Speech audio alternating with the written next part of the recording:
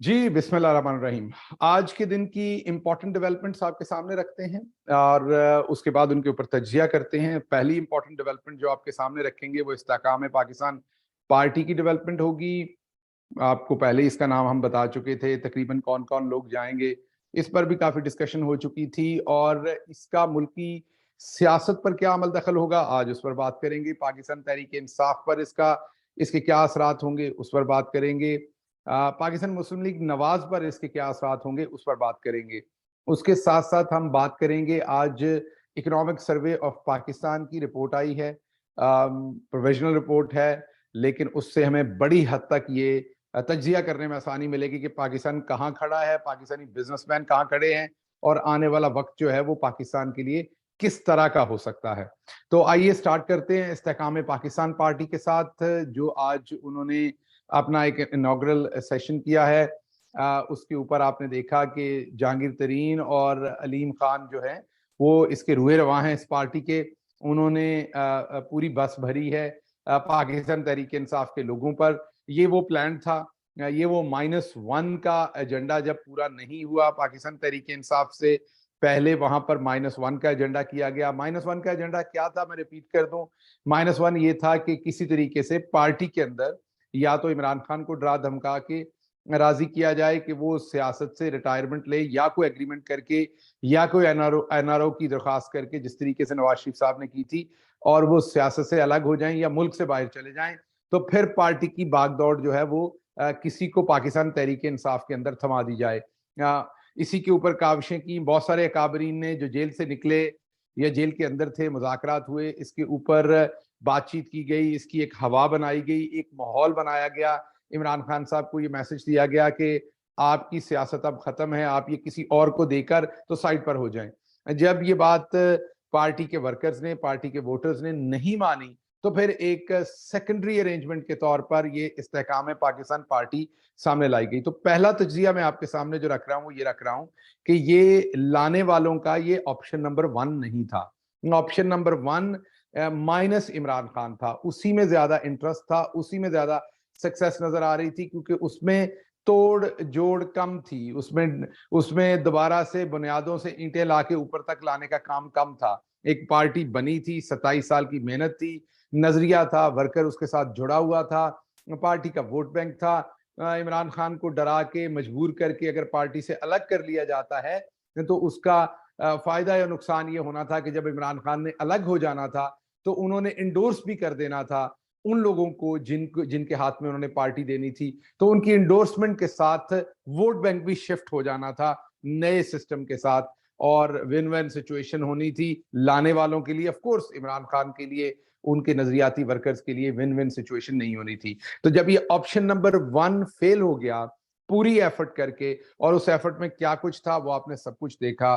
उस एफर्ट के अंदर घर के गेट तोड़ना था, उस एफर्ट के अंदर वर्कर्स को पकड़ के मारना था, अरेस्ट करना था, वो सब कुछ जो था वो इस ग्रैंड प्लान का, इस पीडीएम सरकार का हिस्सा था।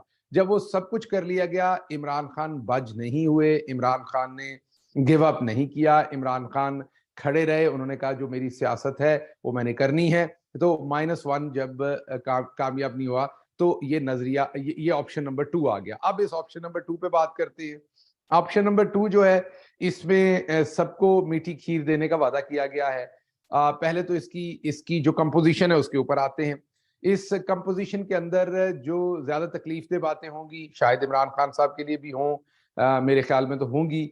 जब जहांगीर तरीन वहां बैठे थे, अलीम खान साहब बैठे थे, तो उनके दाएं बाएं 2-3 उनके ऐसे रुफका बैठे थे जो 2-3 दहाइयों से उनके साथ थे, जिनका शायद सियासी कद उतना नहीं था जितना इमरान खान साहब ने उनको रिकग्निशन दी, जितनी उन्हें प्रमोशन दी, जितनी उन्हें वैल्यू दी, जितनी उन्हें इंपॉर्टेंस दी।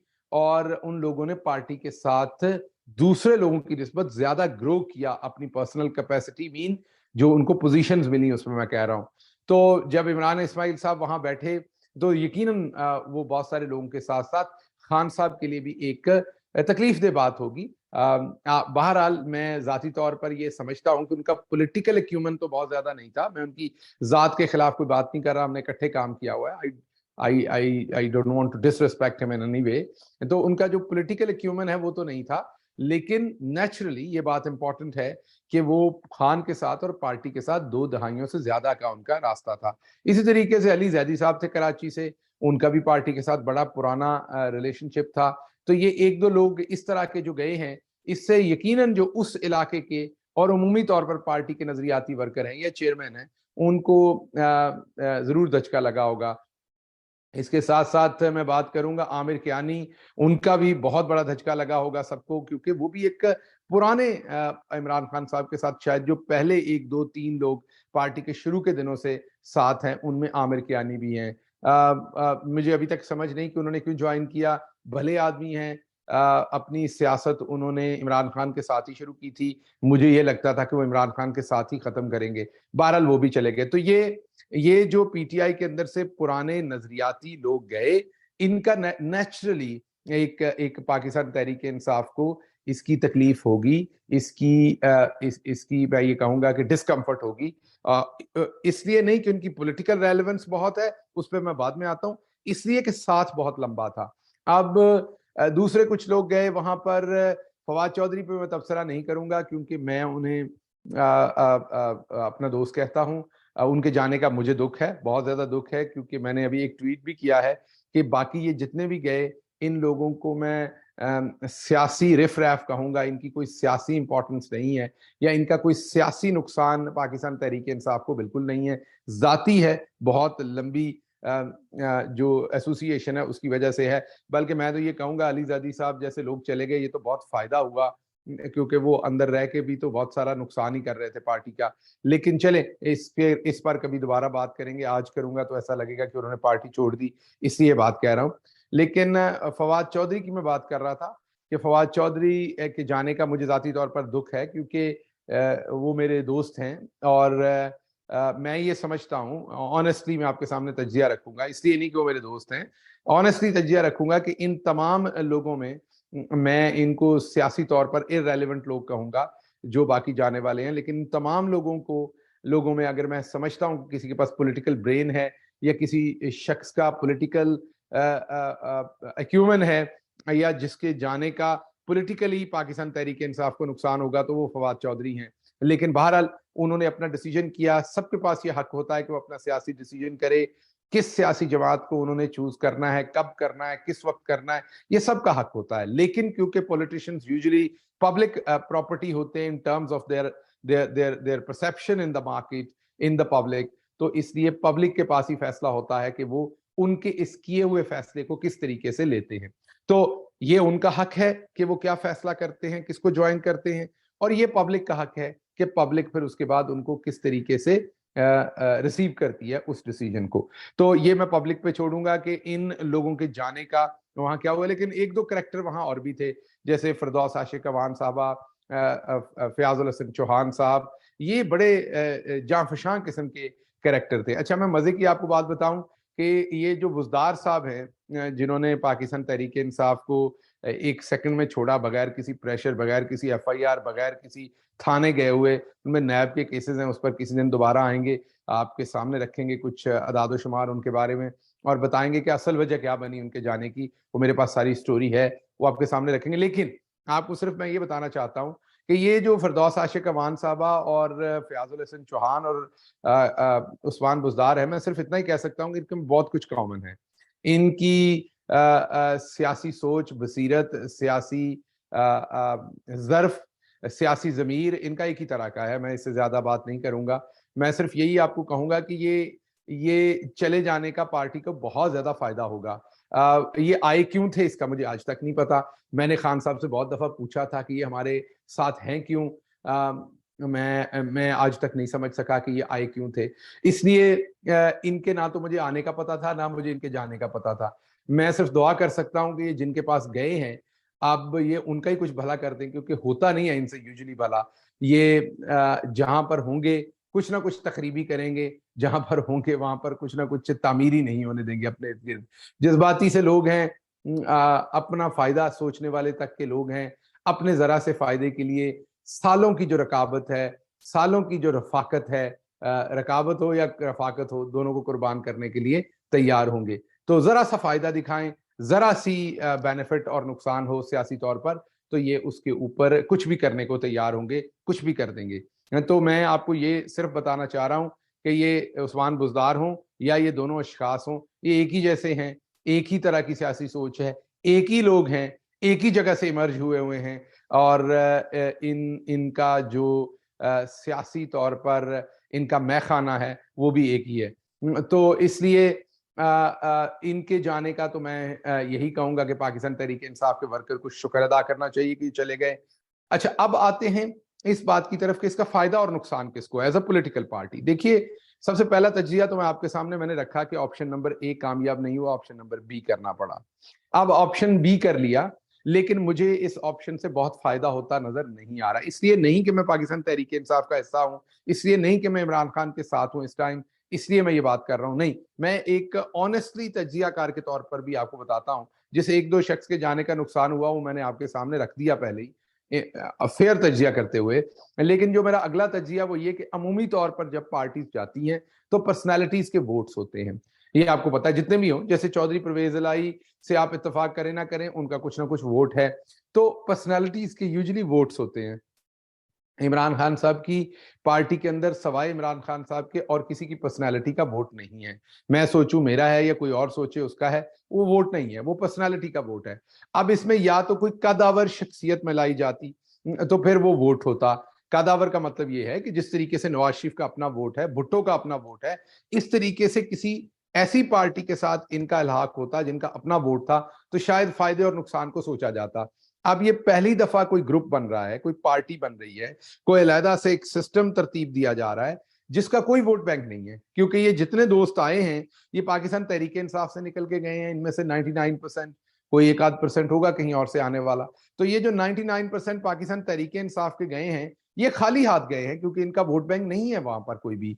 जहां पर ये गए हैं ये वोट बैंक साथ नहीं लेके जा सके, क्योंकि वोट बैंक ट्रांसफर नहीं हुआ।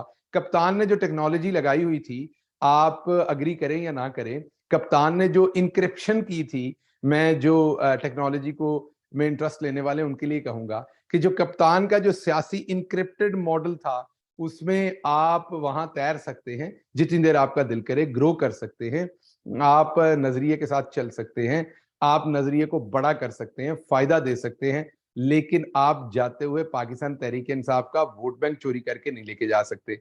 तो कप्तान ने जो पासवर्ड लगाया था, जो कोड लगाया था, जो इंक्रिप्शन मेथड लगाया था, वो बहुत उम्दा था और शायद इसी दिन के लिए लगाया था। तो अब वोट बैंक इनके साथ नहीं गया, तो ये क्या करेंगे? ये बिन पानी के मछली होगी। जब तक कोई इनको फीड करेगा, कोई साहब इक्तदार, कोई ताकतवर हल्का, तो रिमोट कंट्रोल उनके हाथ में होगा। तो बुनियादी तौर पर ये उस्मान बुज़दार ही होंगे, इसके आगे कुछ नहीं होंगे। तो मैं आपको ये कहूं कि इस्तेहकाम में पाकिस्तान पार्टी रखने की बजाय इसका नाम उस्मान बुज़दार पार्टी रख दिया जाता तो मेरा ख्याल वो ज्यादा ठीक था। तो ये रिमोट कंट्रोल पर चलने वाला सिस्टम ही होगा, उससे आगे कुछ नहीं होगा। अब आगे चलते हैं। इसका नुकसान पाकिस्तान तहरीक इंसाफ को क्या है, मैंने आपको बता दिया, वोट बैंक ट्रांसफर नहीं होना। हाँ, कुछ लोगों के जाने का पॉलिटिकली जो फायदा नुकसान है वो आपके सामने रख चुका, लेकिन असल इसका नुकसान किसी और को है जिसको अभी पता नहीं है, या पता है ना उनसे निगला जा रहा है ना उनसे उगला जा रहा है, और वो है पाकिस्तान मुस्लिम लीग नून। आज उनके एक कैटेगरी बी के जो लीडर हैं, उन्होंने एक कहा है कि हम शायद इनके साथ इकट्ठे, हम तरीन साहब के साथ राब्ते में हैं। ये याद रखिएगा, तरीन साहब वही हैं जिनको ये चीनी चोर कहते थे। ये एक एक सांस के साथ चीनी चोर कहते थे, चीनी चोर चीनी चोर चीनी चोर। वो आपको चुगलियां करने वाली बाजी मरियम औरंगजेब तो याद ही होगी। वो पूरे अपने बांटे निकाल के आंखों के और पूरे नथने फैला के, इतने नथने फैलाती थी माजरत के साथ कि उस स्क्रीन पर वो मुंह ऊपर कर लेती थी, नथने फैलाती थी, नाक में से उनका दिमाग नजर आता था, और बच्चों को डराने के लिए वो आंखें भी निकालती थी और उंगलियां भी ऐसे ऐसे करके इनको चीनी चोर कहती थी। तो अभी पाकिस्तान मुस्लिम लीग नून को समझ नहीं है उनके साथ क्या हुआ है। मेरे ख्याल में तो करने वालों ने उनके साथ हाथ कर दिया है।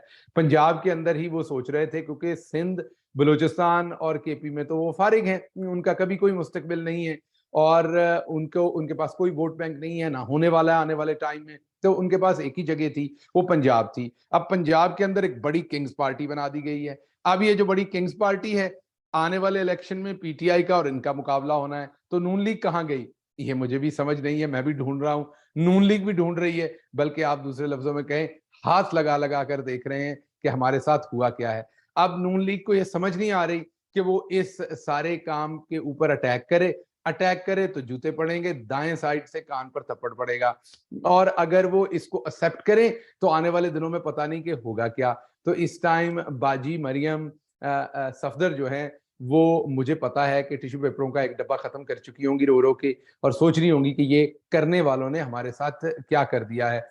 अब करने वालों के साथ तो तरीन साहब चलेंगे, आपके दोबारा से केसेस खुलेंगे, मैं ये आपको इंफॉर्मेशन दे दूं। आपने बड़ी लुडियां डाली हैं इमरान खान साहब के ऊपर, जो जुल्म हुआ, जो कुछ भी उनके साथ उनको क्रश करने की कोशिश की गई, अब बारी आपकी आने वाली है। वक्फे के बाद का जो खेल है वो आपकी तरफ शुरू होने वाला है। मैं आपको ये बता दूं कि अब किंग्स पार्टी को तगड़ा करने के लिए आपके अकाबरीन जो बंदे के पुत्र नहीं बनेंगे, उनको बंदे का पुत्र बनाया जाएगा।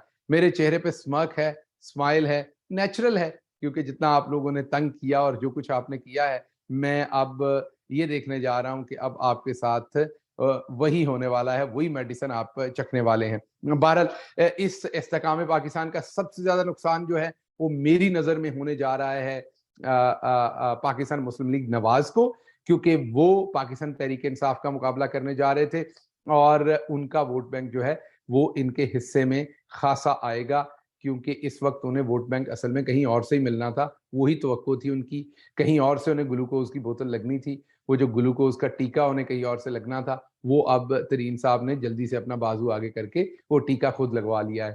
तो पाकिस्तान मुस्लिम लीग नवाज जो स्टीरॉइड्स के ऊपर खड़े होना चाहती थी, उसके पास ये ऑप्शन नहीं रह गया। तो मुस्लिम लीग नून इस टाइम शदीद सियासी दबाव में है, उनको नहीं पता उन्होंने अपना अगला लाहेमल क्या करना है।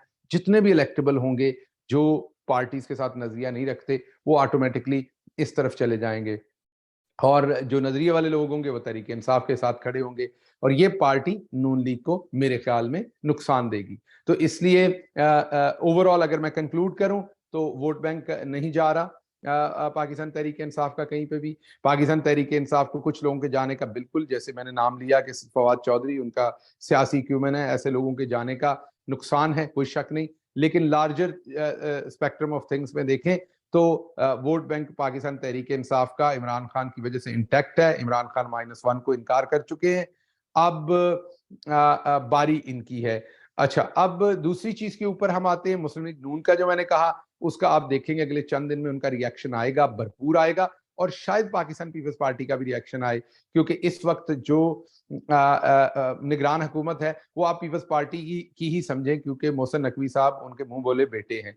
तो पाकिस्तान पीपल्स पार्टी समझ रही थी कि अगर उन्होंने बिलावल जरदारी को प्राइम मिनिस्टर बनवाना है, जो कि उनका बड़ा ख्वाब है, तो फिर हमें किसी ना किसी तरीके से पंजाब के अंदर कुछ सीटें लेनी पड़ेंगी, साउथ पंजाब में तो जरूर लेनी पड़ेंगी। आपको ये पता, तरीन साहब की भी जो ज्यादा इलेक्टेबल्स के अंदर वाकफियत, स्ट्रेंथ, जो भी आप उसे कहना है, वो भी साउथ पंजाब के अंदर है। तो इसलिए साउथ पंजाब पीपल्स पार्टी वहां लूज करेगी टूवर्ड्स तरीन। जो सपोर्ट है अगापरीन की आला हलकों की, मैं उसकी बात कर रहा हूं, जो इलेक्टेबल्स की है। बाकी जीतना हारना वो तो बाद में पता चलेगा, वो तो किसने जीतना है किसने हारना वो तो अवाम ने फैसला करना है, और अवाम इस टाइम इमरान खान के साथ खड़े हैं। मैं ये इलेक्टेबल्स और वहां की जीत हार की बात कर रहा हूं कि किसके पास कितने इलेक्टेबल्स जाएंगे, किसके पास कौन जाएगा, ये मैं उस वक्त की बात कर रहा हूं। लेकिन साउथ पंजाब के अंदर पीपल्स पार्टी को इस्तेकाम पाकिस्तान पार्टी का शदीद नुकसान होगा। नॉर्थ और सेंट्रल पंजाब के अंदर पाकिस्तान मुस्लिम लीग नून को इसका नुकसान होगा। अगली बात हम करते हैं, जो पाकिस्तान की इकोनॉमिक सर्वे ने आज इकोनॉमिक सर्वे पेश किया है, उसके कुछ अदाद शुमार आपके सामने रखता हूं ताकि आपको पता चले कि पाकिस्तान के अंदर असल में हो क्या रहा है। जीडीपी लास्ट ईयर की जो थी वो 6.1% के ऊपर आप ग्रो कर रहे थे। कितना जी? 6.1%, 6.1% पे आपकी जीडीपी जो है वो ग्रो कर रही थी। इस टाइम उसका नंबर प्रोविजनल है, लेकिन ये हुकूमत का शाया किया है इकोनॉमिक सर्वे ऑफ पाकिस्तान के हाईलाइट से ही, मैं अपने पास से फिगर्स नहीं दे रहा, मौजूदा हुकूमत के फिगर्स हैं ये। 0.29%, 0.29%, आधा नंबर भी नहीं है, मीन के 1% भी नहीं है, उसका आधा भी नहीं है, उसका चौथा हिस्सा भी नहीं है, उसका तीसरा हिस्सा भी नहीं है, शायद चौथा हिस्सा है। 0.29% पे आपकी जीडीपी है, 6.1% से नीचे आके। आपका एग्रीकल्चर सेक्टर जो 4.27 पे इमरान खान के नीचे ग्रो कर रहा था, वो इस टाइम 1.5% पे है। आप ये ज़हन में रखिए कि आपकी आबादी 2 से 2.5% पे बढ़ रही है, तो जो अनाज है, खाना पीना, उसका काल तो पड़ेगा, क्योंकि आबादी ज्यादा बढ़ रही है। और आपका एग्री सेक्टर, मैंने नंबर्स आपके सामने रखे। इंडस्ट्री बहुत इंपॉर्टेंट है, 6.83% पे ओवरऑल इंडस्ट्रियल सेक्टर जो है वो ग्रो कर रहा था। आज वो पॉजिटिव में रहने की बजाय वो अशारिया -2.94% है। तो अगर आप इसका ओवरऑल इम्पैक्ट देखें तो ये 8-10% इसका इम्पैक्ट बन रहा है नीचे जाने का। सो एक 6.83 के ऊपर ग्रो करने वाला जो है वो माइनस में चला गया है 2.94 के ऊपर। इसके अंदर मैन्युफैक्चरिंग देखें तो वो 10.86% के ऊपर ग्रो कर रही थी, और अब वो -3.91% के ऊपर, -3.91, 13-14% का इस सेक्टर को फर्क पड़ा है। कंस्ट्रक्शन 1.9% पे ग्रो कर रही थी, वो अब -5.53% के ऊपर आ गई है। वो भी, उसको भी बहुत बड़ा डेंट पड़ा है। माफ कीजिएगा। सर्विस सेक्टर 6.19% पे ग्रो कर रहा था, वो अब आपका 0.86% पे आ गया, मीन 1% से भी नीचे आ गया। और आपका होलसेल रिटेल, ये यूजुअली मैं ये कहूंगा कि ये बड़ी सरफेस लेवल पर जो चीज होती है, आपकी होलसेल और रिटेल मार्केट, जो कंजम्पशन इकोनॉमी का हिस्सा है, जो आप डे टू डे जो आप खर्च करते हैं, चले कंस्ट्रक्शन, मैन्युफैक्चरिंग, वो तमाम चीजें तो आम सारिफ को शायद उस तरह से नजर नहीं आती। ये आपके करने का काम है, जो आप डे टू डे चीजें खरीदते बेचते हैं।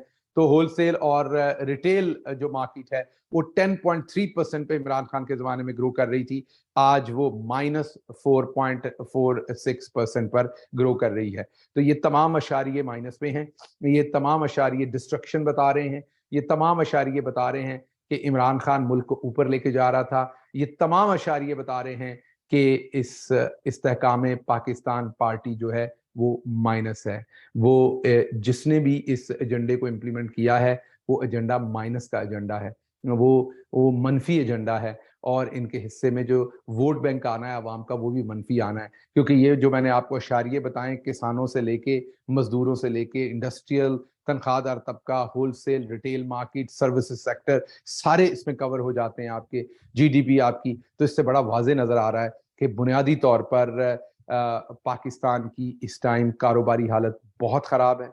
कारोबारी लोग शदीद प्रेशर के अंदर हैं, इसमें कोई शक नहीं। अशारिये आपके सामने है।